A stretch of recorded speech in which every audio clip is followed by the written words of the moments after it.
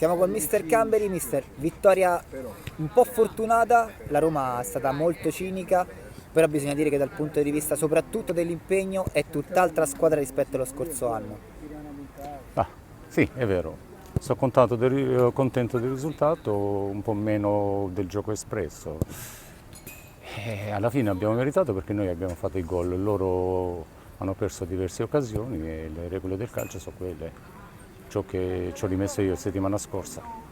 Mister, la Roma sembra una squadra dal grandissimo potenziale offensivo, Seferi, Maschietti, ci sono tanti giocatori, però questo potenziale ancora non è stato espresso. Secondo lei quanto ne può avere di più questa squadra?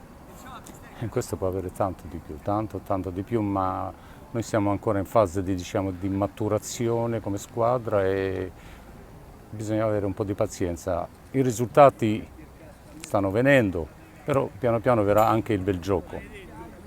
Col bel gioco verranno anche magari delle vittorie un po' più tranquille, visto che Beh, avete non è detto, rischiato. non è detto. Grazie mister, complimenti. Complimenti a voi.